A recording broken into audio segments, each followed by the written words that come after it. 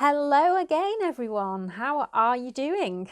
So we're coming to the end of the book. We've got this last chapter to go, and I really do hope you've enjoyed it. And I hope you've enjoyed listening to my dulcet tones as I've told the story to you. You know, Boo, Mina, Zoe, and Achu. What a day they've had at school.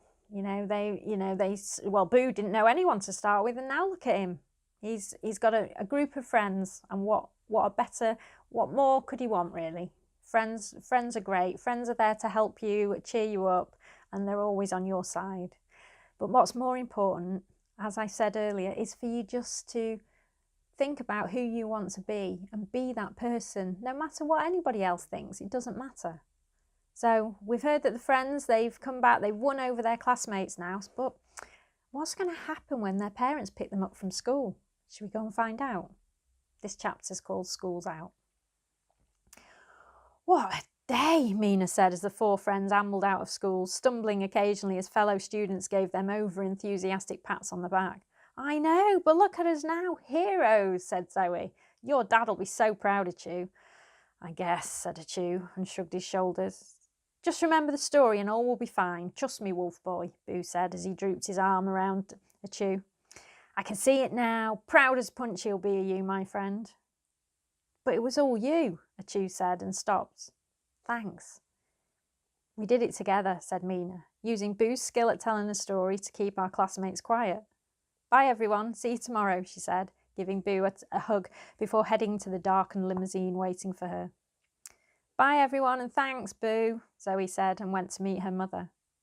Shoulders back, chin up, and spin that yarn, Boo said, patting Achu on the back. See you tomorrow. Boo drifted away as Achu turned to look at his dad's car, engine revving in impatience at Achu's tardiness.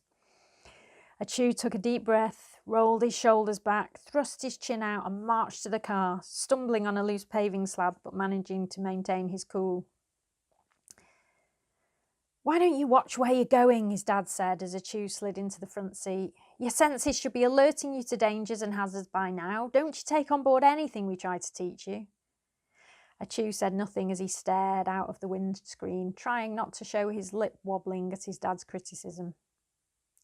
You're looking remarkably awake and alert, Achu. Did something happen today that I need to know about? His dad said, in the tone of voice he used when expecting bad news. Achu took a deep breath, thought of Boo's words and said, Yes, actually it did. I used my werewolf senses to successfully solve a complex puzzle.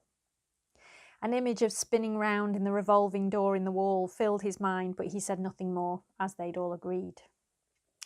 Achu felt the car jolt and heard the tyres skid as his dad stopped the car and turned to face him.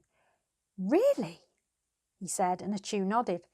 That's fantastic, son. I knew you had it in you. You are my son after all, he said, and pulled Achu into a tight hug as images of a diploma in werewolf filled his mind with Achu's name and the word distinction. Wait until I tell everyone.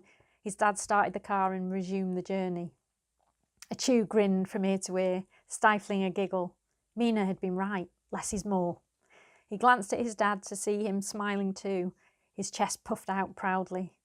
School wasn't so bad, Achu thought. Mina climbed into the back of the limousine and immediately pulled back the curtains to let the sunlight bathe her face. She settled back and glanced at her mother, who was filing her nails with the industrial file she always used. How was school? Her mother said, without looking up from her task. Mina didn't respond straight away, her mind full of the mesmerised kids hanging on Boo's every word. She felt awkward at using this, as it wasn't she who'd had them under her spell. I successfully transformed on command, she said, instead, hoping her mother didn't ask what into, hoping her mother would simply be pleased she'd finally managed to do it. That's wonderful, darling. Wait until your father hears. I told him it was only a matter of time, her mother said, the sides of her mouth twitching, a rare smile, as images of a diploma in vampire filled her mind with Mina's name and the word distinction. Mina relaxed back in her seat, hoping her mother didn't see her cringe as she remembered the bunny she'd been a few hours ago. Skates tied to her backpack, Converse on, Zoe crept up behind her mum and slowly linked arms, falling into a steady, shuffling step with her. "Surprise!" Zoe said and kissed her mother on the cheek, careful not to apply too much pressure for both their sakes. "Oh my goodness, what happened? Where are your skates? Are you hurt?" her mum said, her hand fluttering near her throat as she surveyed Zoe for missing parts. "Relax, Mum, nothing's missing." "Then why are you, well, not on your skates like you usually are?" "You know, Mum, sometimes you've just got to slow down and appreciate the world around you," Zoe said, an image of the old lady's beautiful garden filling her mind. "You don't know how happy I am to hear that," her mum said, an image of a diploma in zombie with Zoe's name and the word distinction filling her mind. Mother and daughter shuffled steadily home as the sun sank below the tree line. "How was your first day at school, son?" Boo's dad said as his mum straightened his hat and jacket. Boo shrugged out of her grasp. "Scared the adamant ants out of the whole class, I did," said Boo, puffing his chest out as he pictured himself holding the rounders ball as though he was Hamlet holding Yorick's skull while the classmates stared open-mouthed. "Well done, son. Can you Adam and Eve it, love? His first day too." Boo's dad embraced him in a bear hug, squeezing him so tightly he almost divided in two. "It's wonderful. New school, new start," his mum said and smiled, an image of diploma in ghost with Boo's name and the word distinction filling her mind. Arms linked together, Boo and his folks drifted away. So, what an adventure the Misfits had. They started the day as disappointments to their parents and losers to their classmates.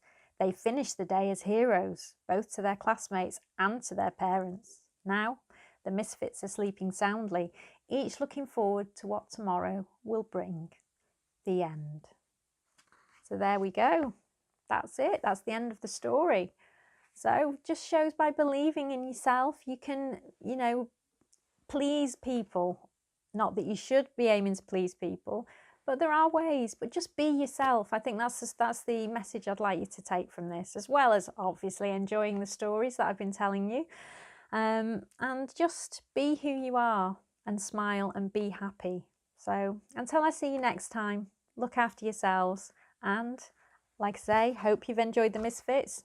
The book is available if you want it, or you can look at these videos again and again and again as much as you like online. Just go to my YouTube channel. Anyway, lots of love. Look after yourselves. Bye-bye.